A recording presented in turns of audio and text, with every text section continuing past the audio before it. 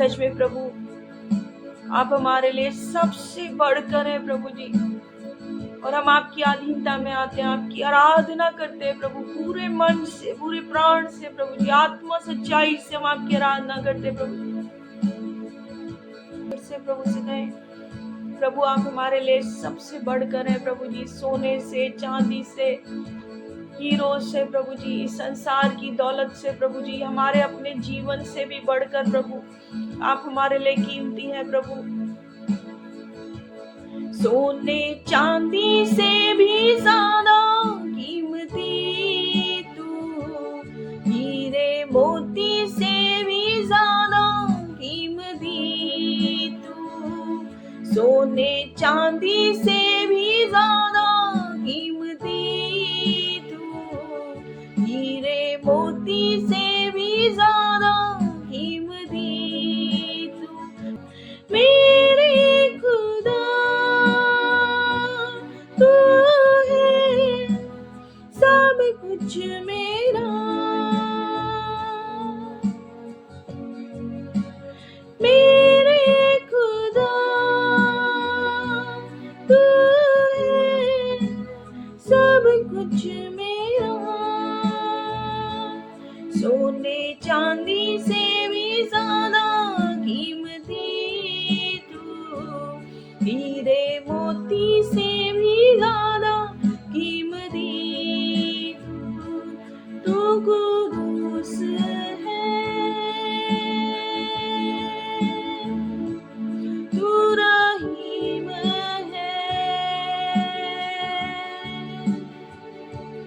कोई तुझ सा ना, तू असीम है, तू कुदूस है,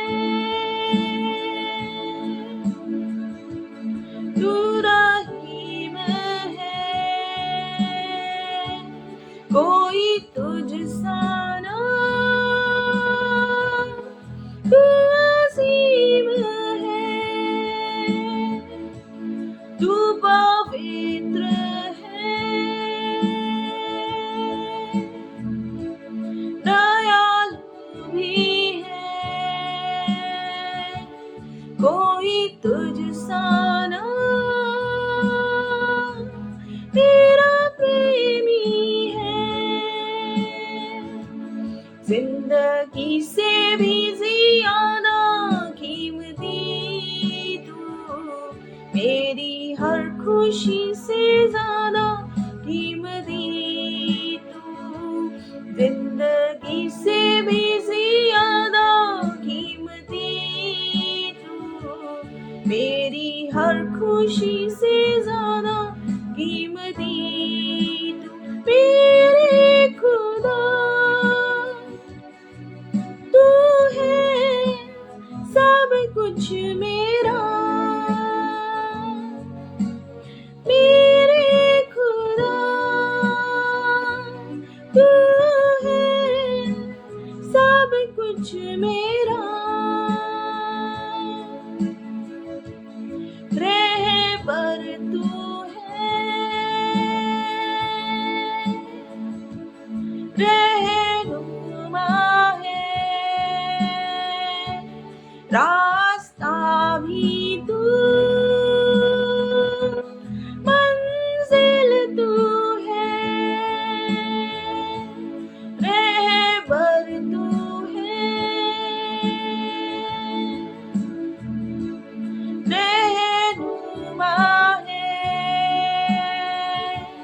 रास्ता भी तू, मंजिल तू है, मेरी सांसों से भी ज्यादा कीमती तू, मेरी ख्वाहिशों से ज्यादा कीमती तू, मेरी सांसों से भी ज्यादा कीमती तू, मेरी ख्वाहिशों से ज्यादा कीमती तू, मेरे खुदा तू है कुछ मेरा, मेरे खुदा तू है सब कुछ मेरा।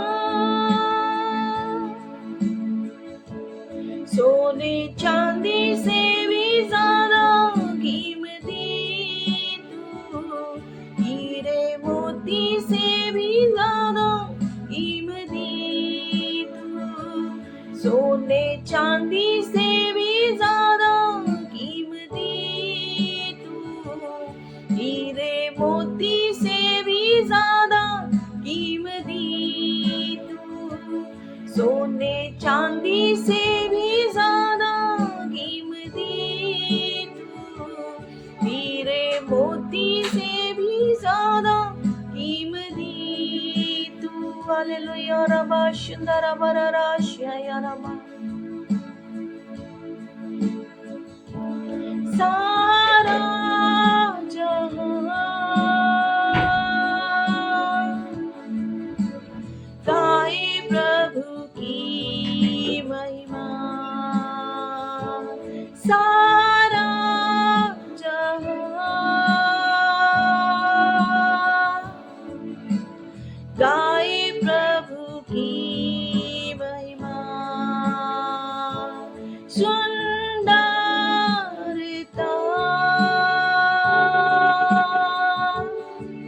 में कौन है यीशु के समान, सुंदरता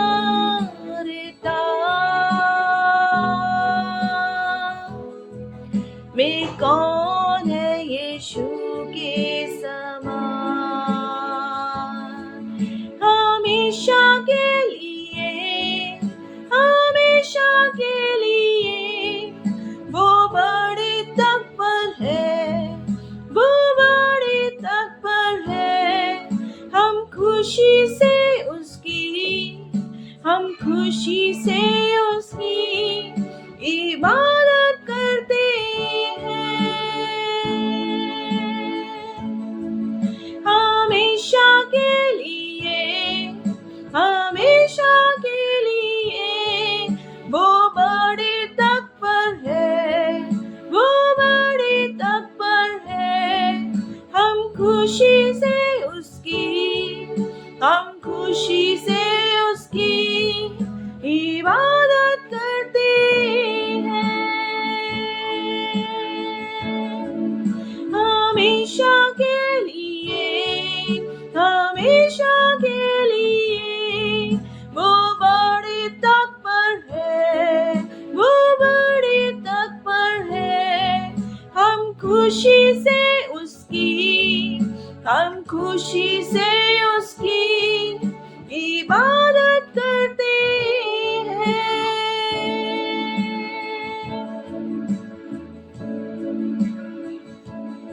हालेलुया रबा शुंदरे बेरेशिया या रबा ररा शुंदरा बरराशिया या रबा। धन्यवाद यीशु, धन्यवाद यीशु, धन्यवाद यीशु रबा ररा शुंदरा बा।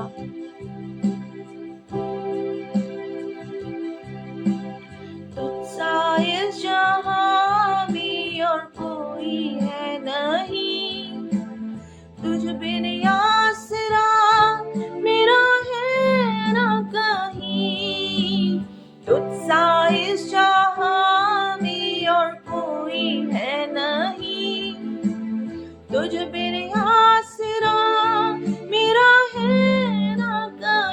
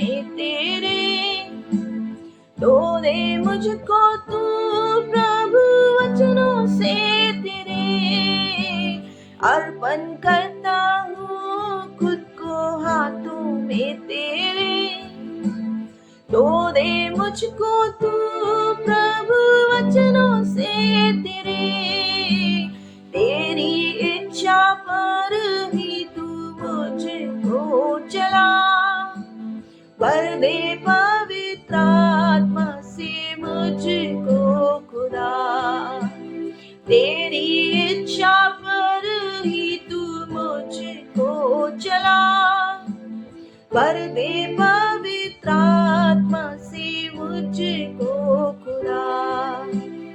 आराधना तेरी आराधना, यीशु मेरे तेरी आराधना, आराधना तेरी आराधना, यीशु मेरे तेरी आराधना, चलता मैं रहूं तेरी राहों पर सदा, बन के रहबर मेरा तू चलना संग खुदा, चलता मैं रहूं तेरी राहों पर सदा, बन के रहबर मेरा तू चलना संग खुदा, तुझ पर ही बना रही मेरा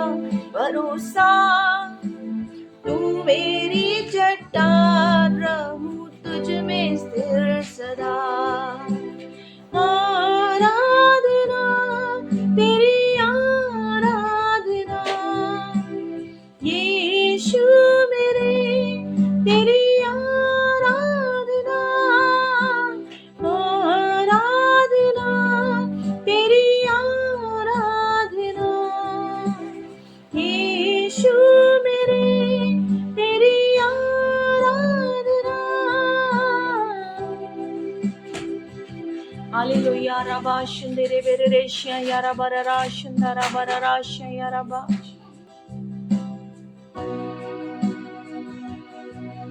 तुझे देखना मैं चाहूं प्रभु, तेरे वस्त्र को मैं छूना चाहूं,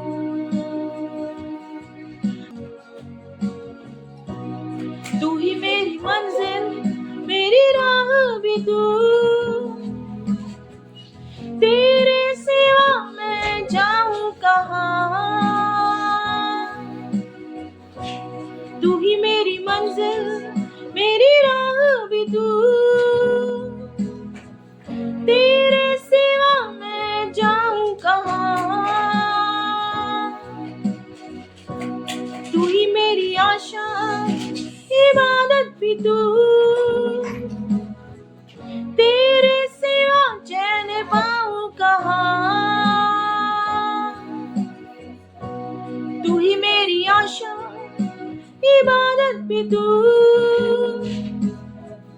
तेरे सिवा चैन पाऊं कहाँ, तू ही दवा है तू ही शिफा है, सुनता है तू ही दिल की हर सदा, तू ही दुआ है तू ही रजा है, तेरे सिवा तो अधूरा मैं रहा, तुझे देखना मैं चाहूं प्रभु, तेरे वस्त्र को मैं छूना चाहूं, तुझसे जुड़ी है मेरी हर कहानी, तेरा ही सब मेरा है क्या, तुझसे जुड़ी है मेरी हर कहानी, तेरा है सब मेरा है क्या, तूने ही बना बचाया, तेरे ही मानूं कहना है क्या।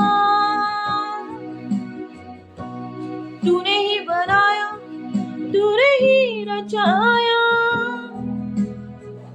तेरे ही मानूं कहना है क्या।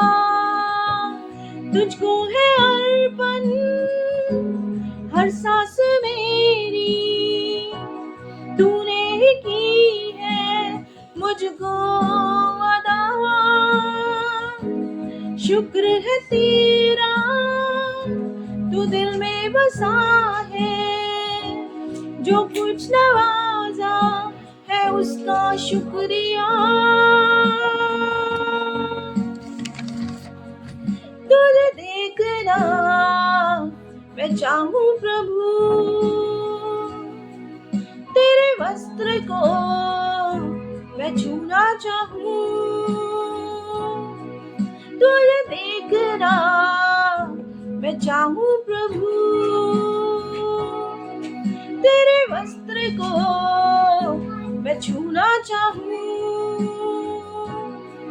तुझ पे भरोसा हमेशा मुझे, तू ही तो है मेरा रहनुमा। तुझ पे भरोसा हमेशा मुझे, तू ही तो है मेरा रहनुमा। तूने ही बचाया, तूने ही संवारा, तू ही ज़मीं है, तू है आसमां। मुरीद हूँ तेरा, तुझ में ही रमा हूँ, मुझे अपना ले यही है इल्तिजा। तुझे देखना मैं चाहूं प्रभु, तेरे वस्त्र को मैं छूना चाहूं। तुझे देखना मैं चाहूं प्रभु, तेरे वस्त्र को मैं छूना चाहूं। सच में प्रभु हम आपका धन्यवाद देते परमेश्वर। हालेलुया, हम आपको देखना चाहते प्रभु, आपकी उपस्थिति में प्रभु आनंद की भरपूरी है मेरे प्रभु जी। धन्यवाद देते हैं परमेश्वर, धन्यवाद देते हैं प्रभु इस आराधना के लिए, धन्यवाद देते हैं परमेश्वर प्रार्थनाओं के लिए, धन्यवाद देते हैं प्रभु इस आराधना को। प्रभु हम आपको भेंट चढ़ाते हैं यीशु के सामर्थी नाम से, आमीन। प्रभु यीशु हम आपका धन्यवाद देते हैं प्रभु जी, और आज के वचनों को आपके हाथों में समर्पित करते हैं। हमारे हृदयों को अच्छी फलवंत भूमि बनाइए, जिसमें आपका वचन बोया जाए और 100 गुना फल लाए। सारा आदर महिमा मान सम्मान आपको देते हुए ये प्रार्थना यीशु मसीह के नाम से करते हैं। मत्ती उसका 21 अध्याय, जल्दी से निकालिए, मत्ती उसका 21 अध्याय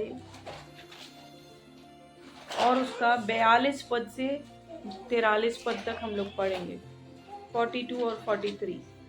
यहाँ पर लिखा है, यीशु ने उनसे कहा, क्या तुमने कभी पवित्र शास्त्र में यह नहीं पढ़ा, जिस पत्थर को राजमिस्त्रियों ने निकम्मा ठहराया था वही कोने के सिरे का पत्थर हो गया।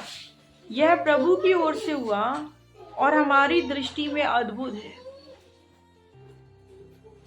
प्रभु यीशु मसीह ने इसके ठीक पहले एक दृष्टांत को बताया था, ठीक है।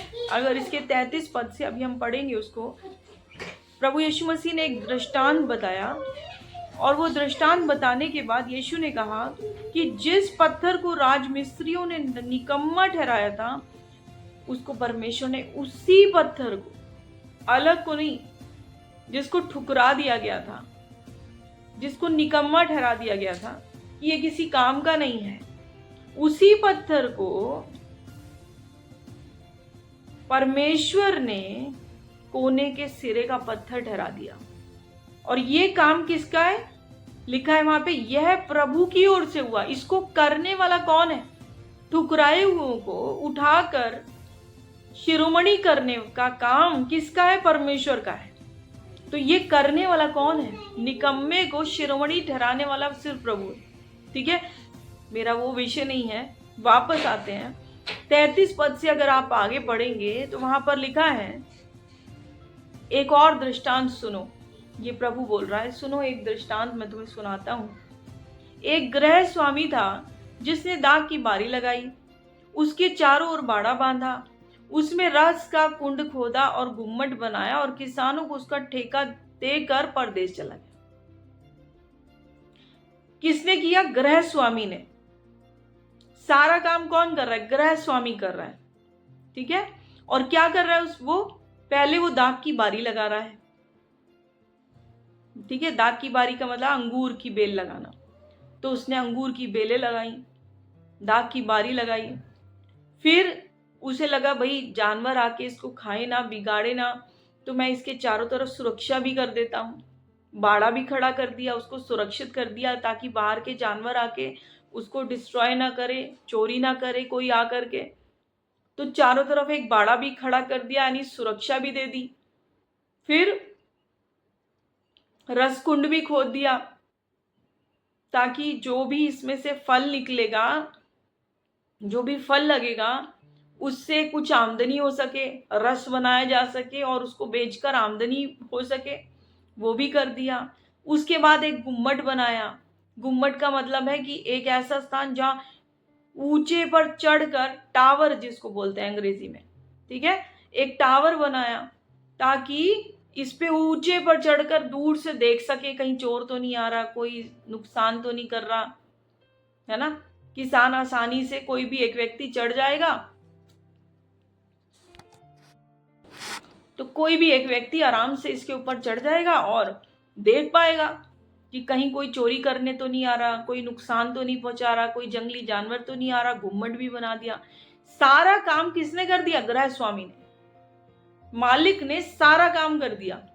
उसने खेत भी उसने लगाया, दाख की बारी भी उसने लगाई, सुरक्षा भी उसने करी, रसकुंड भी उसने बनाया और उसके बाद गुम्मट भी उसने बनाया।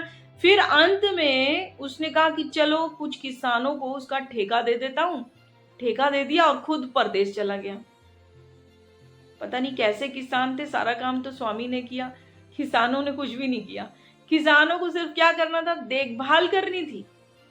ठीक है, अब 34 पद में, जब फल का समय निकट आया तो उसने अपने दासों को उसका फल लेने के लिए किसानों के पास भेजा, पर किसानों ने उसके दासों को पकड़ के किसी को पीटा, किसी को मार डाला और किसी पर पथराव किया।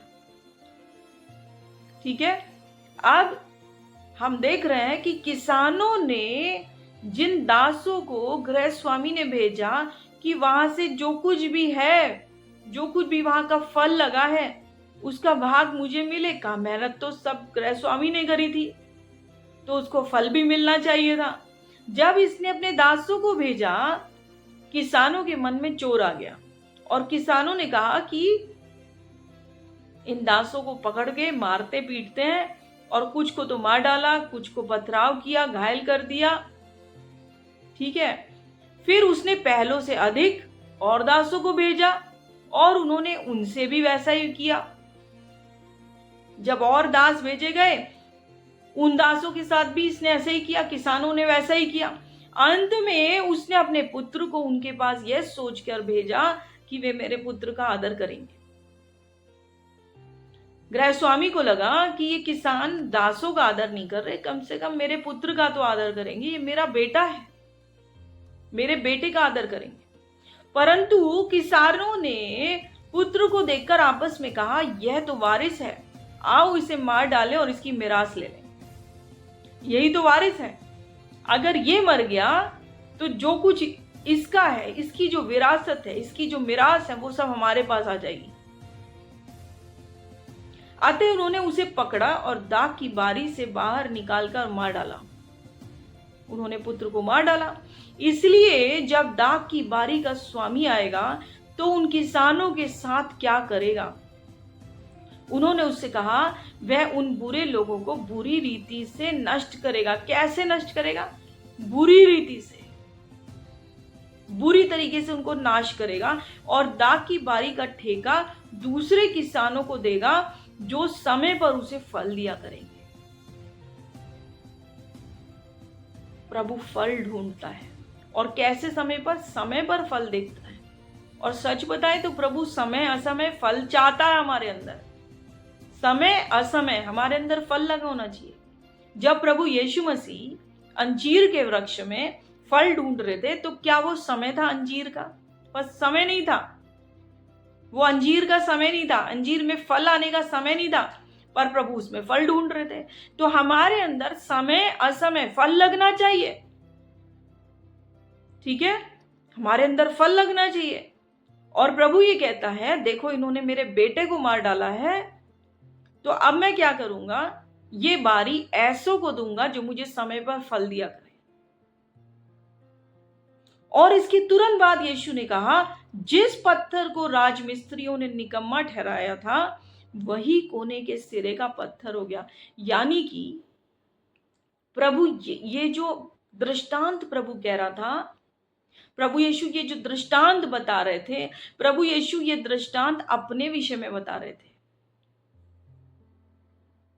गृह स्वामी कौन है? पिता परमेश्वर। सेवक कौन थे? जिनको प्रभु यीशु मसीह से पहले परमेश्वर ने भेजा। कितने भविष्यद्वक्ता आए, ठीक है, फिर भी मनुष्य सुधरा नहीं, मनुष्य ने सही मार्ग नहीं पकड़ा। आज्ञाएं मनुष्य के पास थी, ये करना है ये नहीं करना है, सारी आज्ञाएं थी मनुष्य के पास, पर फिर भी मनुष्य सुधरा नहीं। तब प्रभु ने कहा, चलो अब मैं एक उपाय मेरे पास है, मैं अपने पुत्र को भेजता हूं। जब पिता परमेश्वर ने पुत्र परमेश्वर प्रभु यीशु मसीह को भेजा तो प्रभु यीशु मसीह को भी अपनाया नहीं, मार डाला, जो हम इस दृष्टांत में भी देखते हैं, है ना। पुत्र को मार डाला और तुच्छ जाना, निकम्मा जाना। पर परमेश्वर ने, वचन में 42 में क्या लिखा है, 42 पद में, परमेश्वर ने उसी पत्थर को जिसको निकम्मा ठहराया था, जिसको मार डाला था, परमेश्वर ने उसी को कोने के सिरे का पत्थर कर दिया। ये काम प्रभु की ओर से हुआ, प्रभु ने किया। प्रभु ने, वो मर तो गया था पर प्रभु ने उसको जिला दिया, मुर्दों में से जिला दिया। और वचन हमको बताता है कि ये काम किसने किया? प्रभु की आत्मा ने किया। वचन में लिखा है कि जिस पवित्र आत्मा ने प्रभु यीशु मसीह को मुर्दों में से जिला दिया, प्रभु की आत्मा ने यीशु को मुर्दों में से जिला दिया, शिरोमणि किया। और वचन में लिखा है कि शिरोमणि करके किसको दिया? कलीसिया को दिया। हालेलुया।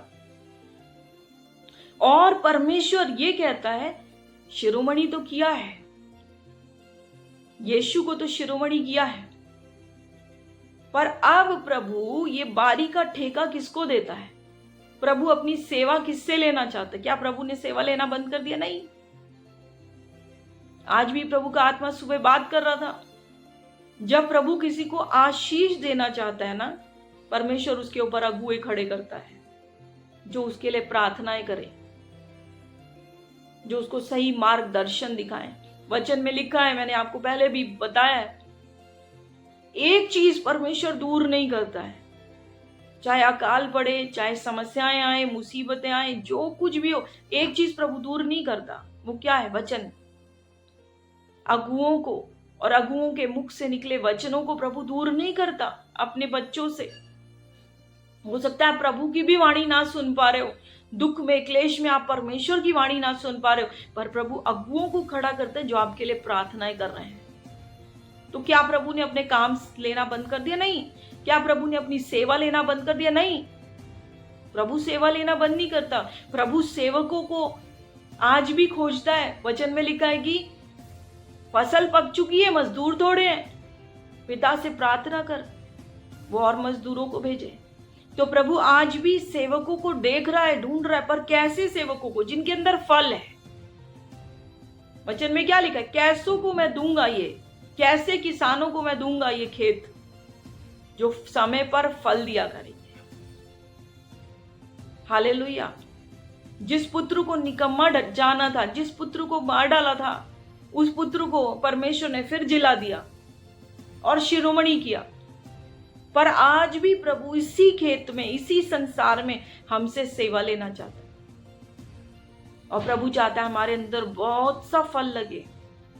कितना फल लगे? बहुत सा फल लगे। प्रभु यीशु मसीह ने भी कहा कि तुम में फल पाया जाए और बहुत सा फल पाया जाए।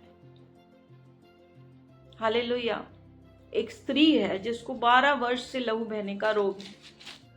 5:25 यहां लिखा है, एक स्त्री थी जिसको 12 वर्ष से लहू बहने का रोग था। हालेलुया। उसने बहुत वैद्यों से बड़ा दुख उठाया और अपना सब माल व्यय करने पर भी उसे कुछ लाभ ना हुआ था। अपना सब माल, सब धन व्यय मतलब खर्च करने पर भी उसे कुछ लाभ नहीं हुआ था, परंतु और भी रोगी हो गई थी। अंग्रेजी में वहां पर लिखा है कि स्त्री को इशू ऑफ ब्लड था, यानी कि इसको लहू से संबंधित इसके जीवन में कोई समस्या थी। वो इसके लहू से चलती आ रही थी, इसके लहू में समस्या थी। इसको सिर्फ लहू बहने का रोग नहीं था, लहू सिर्फ बह नहीं रहा था, इसके लहू में समस्या थी, इशू ऑफ ब्लड था। ठीक है, इसके लहू में समस्या थी, इसके लहू में कुछ दुर्बलता थी, दोष था, बीमारी थी। और जब इसके लहू में बीमारी थी, ये वैद्यों के पास गई और ये सब के पास गई। शायद ये प्रार्थनाएं कराने भी गई होगी, शायद ये डॉक्टरों के पास भी गई होगी, शायद ये जादू टोना टोने टोटके करने वालों के पास भी गई होगी। हालेलुया। सबके पास गई है। तो जब ये गई तो ये और रोगी हो गई। कई बार हम सुनते हैं ना, आज आप यहां से जैसे आए हो वैसे नहीं जाओगे।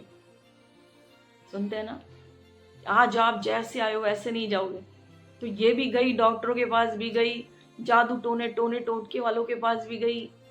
ठीक है, और जब ये वहां गई तो उन्होंने भी कहा होगा जैसे आई है वैसे नहीं जाएगी।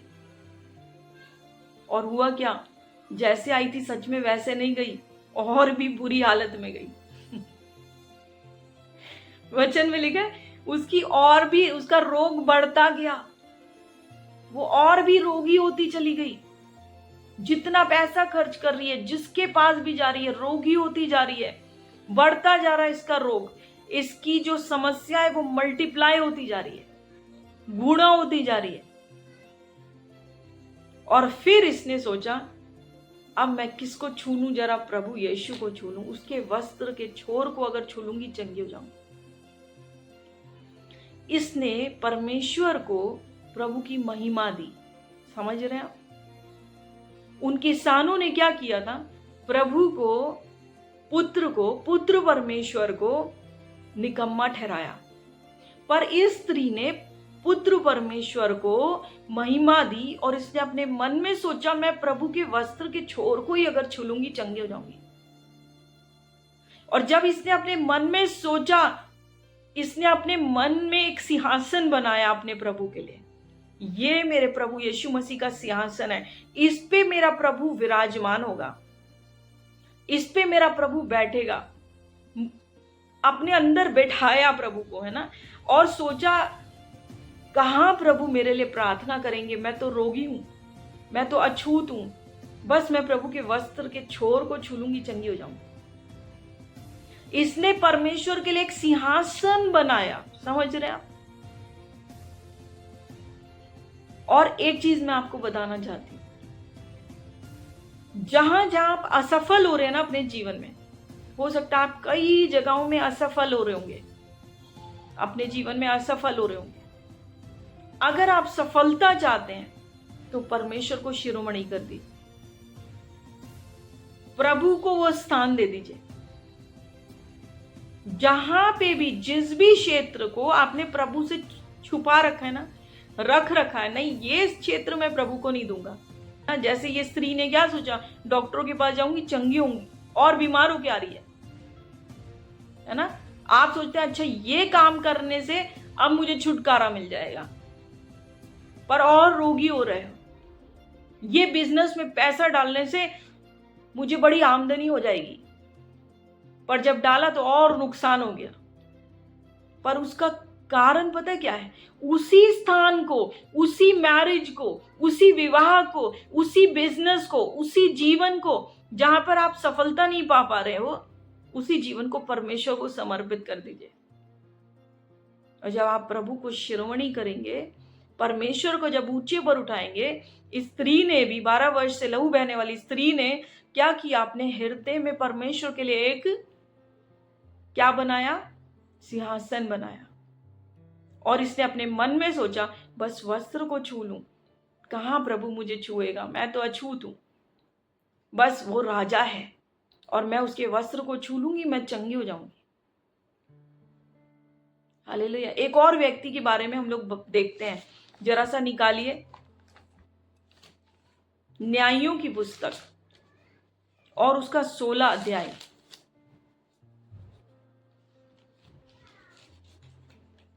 हालेलुया। यहां पर हम एक व्यक्ति के बारे में देखते हैं जिसका नाम है शिमशोन। ठीक है, शिमशोन। और यहां वो गाजा नगर में आया है। और शिमशोन एक अभिषिक्त है। कौन है शिमशोन? अभिषिक्त व्यक्ति है। ठीक है, पर यही अभिषिक्त, जब इस अभिषिक्त व्यक्ति का विजन चला गया, जब इसका दर्शन चला गया, तो ये क्या बन गया? ये एक एंटरटेनमेंट का स्थान बन गया। आप देखिए इसके 25वें पद को, वहां पर क्या लिखा है? 25 यहां लिखा है, जब उनका मन मगन हो गया तब उन्होंने कहा शिमशोन को बुलवा लो कि वो हमारे लिए तमाशा करे। इसलिए शिमशोन बंदीगृह में से बुलवाया गया और उनके लिए तमाशा करने लगा और खंभों के बीच में खड़ा कर दिया गया।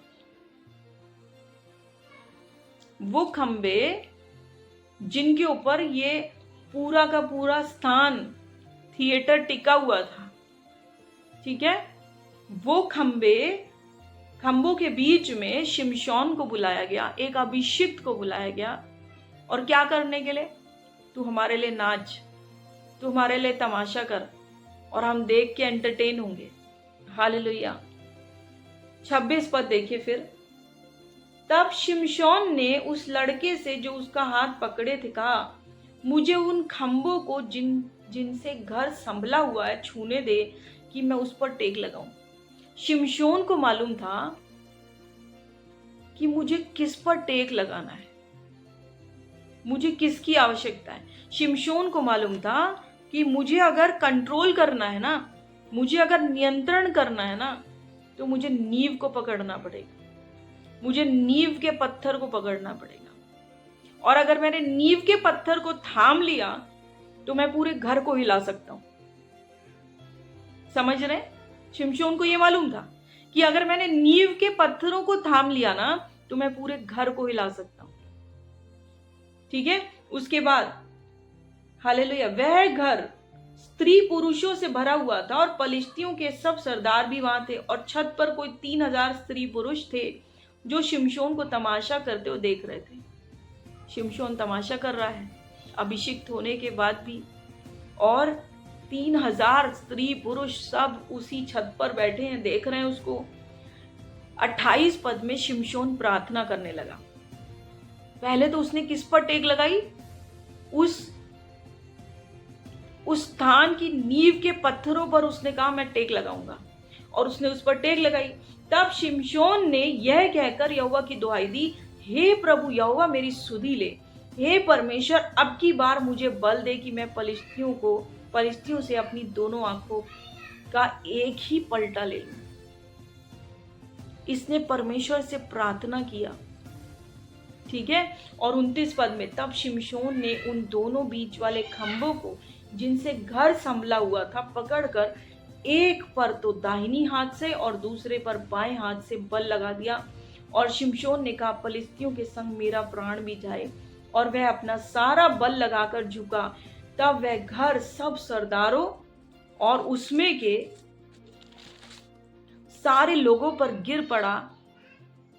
इस प्रकार जिनको उसने मरते समय मार डाला वे उनसे भी अधिक थे जिन्हें उसने अपने जीवन भर में मार डाला था। एक अभिषिक्त व्यक्ति, और इसको ये मालूम था मुझे किस पर टेक लगाना है। आज मैं आपको बताना चाहती हूँ, किसानों ने उस दृष्टांत के अंदर प्रभु यीशु मसीह को तुच्छ जाना, ठीक है। वहीं हम देख रहे हैं शिमशोन ने एक कोने के पत्थरों को, उन खंभों को जिन पर नींव टिकी हुई थी, उस खंभे को शिमशोन ने महत्व दिया और उसने कहा कि ये खंभे अगर मैंने पकड़ लिए, आज आपका टेक कहाँ लगा हुआ है। जरा सा पीछे मुड़कर देखिए अपने और सोचिए कि मैंने अपनी कमर कहाँ टिका रखी है। वचन में लिखा है एक बुद्धिमान कहाँ घर बनाता है? चट्टान पर बनाता है। और मूर्ख कहाँ बनाता है? बालू पर बनाता है। हमने अपना घर कहाँ बना रखा है? क्या हमने अपना घर चट्टान रूपी प्रभु यीशु मसीह पर बना रखा है? क्या हमने अपना पूरा भरोसा प्रभु पर लगा रखा है? चाहे हमारा बिजनेस हो, चाहे हमारी नौकरी हो, चाहे हमारे बच्चे हो, चाहे हमारा विवाह हो, जिस भी चीज को आप परमेश्वर को सौंपते हो ना, उस चीज में आप सफलता प्राप्त करते हो। और पावर कहां से आती है? बल कहां से आता है? परमेश्वर की ओर से आता है। वापस से जरा सा एक बार फिर से पढ़िए मत्ती उसका 21 अध्याय जो अभी हमने पढ़ा था। जिस पत्थर को राजमिस्त्रियों ने निकम्मा ठहराया था वही कोने के सिरे का पत्थर हो गया। यह प्रभु की ओर से हुआ और हमारी दृष्टि में अद्भुत है। प्रभु करता है, प्रभु बल देता है, प्रभु अद्भुत काम करता है। पर कब करता है? जब आपका भरोसा उसके ऊपर है। अगर आप प्रभु यीशु मसीह को ही तुच्छ जान रहे हैं, आप प्रभु यीशु मसीह के ही भेजे हुओं को तुच्छ जान रहे हैं, तो आप नहीं पा पाएंगे, सफलता नहीं प्राप्त कर पाएंगे। अगर आपको सफलता प्राप्त करना है, प्रभु को शिरोमणि करिए, परमेश्वर को सिंहासन पर बैठाइए। प्रभु के ऊपर आपकी टेक होनी चाहिए, नींव के ऊपर आपकी टेक होनी चाहिए, आपकी नींव मजबूत होनी चाहिए, वो पत्थर आपकी नींव होनी चाहिए। हालेलुया। और फिर ऐसा करके हालेलुया आप दुनिया के किसी भी काम को हाथ लगाइए, वो सफल होगा। एक आखिरी वचन को हम लोग निकालेंगे, प्रेरितों के काम उसका 17 अध्याय। हालेलुया। वचन में लिखा है 17 का 28, क्योंकि हम उसी में जीवित रहते और चलते फिरते और स्थिर रहते हैं, जैसा तुम्हारे कितने कवियों ने भी कहा है, हम तो उसी के वंशज हैं। हम किसमें जीवित रहते हैं? प्रभु यीशु मसीह में। हम किसमें चलते फिरते हैं? प्रभु यीशु मसीह में। हम किसमें स्थिर रहते हैं? प्रभु यीशु मसीह में। हम किसके वंशज हैं? प्रभु यीशु मसीह के। हमारी चट्टान प्रभु यीशु मसीह है, हमारा दृढ़ गढ़ प्रभु यीशु मसीह है, वो नींव जिस पर हम टिके हुए हैं प्रभु यीशु मसीह है, जिस पर हमने टेक लगा रखा है वो प्रभु यीशु मसीह है। हालेलुया। और एक चीज आखिरी बताकर समाप्त करूंगी। शिमशोन ने क्या किया था? नुकसान किया था, दुश्मनों को घात किया था।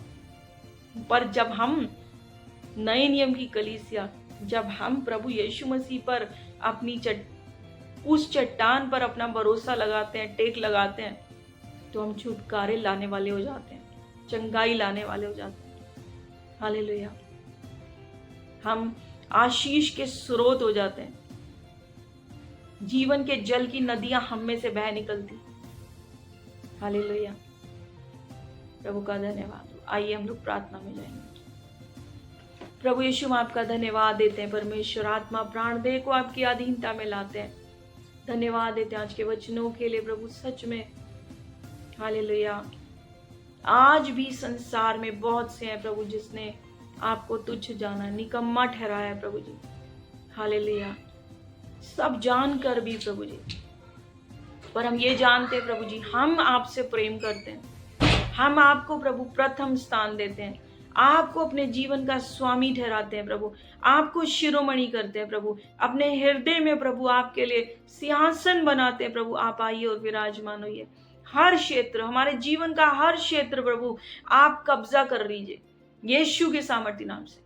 होने दीजिए। हमारे जीवन के हर क्षेत्र पर प्रभु आपका कब्जा हो, आपका कंट्रोल हो प्रभु जी, आपका नियंत्रण हो प्रभु यीशु के नाम से। हमारे बिजनेस पर, हमारे जीवनों पर प्रभु जी, हालेलुया, हमारे बच्चों पर परमेश्वर पिता, हालेलुया, हमारी नौकरियों पर, हालेलुया, हमारी सेवाओं पर, सब बातों पर प्रभु आपका नियंत्रण हो प्रभु, और हम बहुत सा फल लाने वाले हो सके यीशु के सामर्थ्य नाम से। धन्यवाद देते हैं परमेश्वर। सारा आदर महिमा मान सम्मान आपको देते हैं। प्रार्थना यीशु मसीह के नाम से मांगते हैं, आमीन।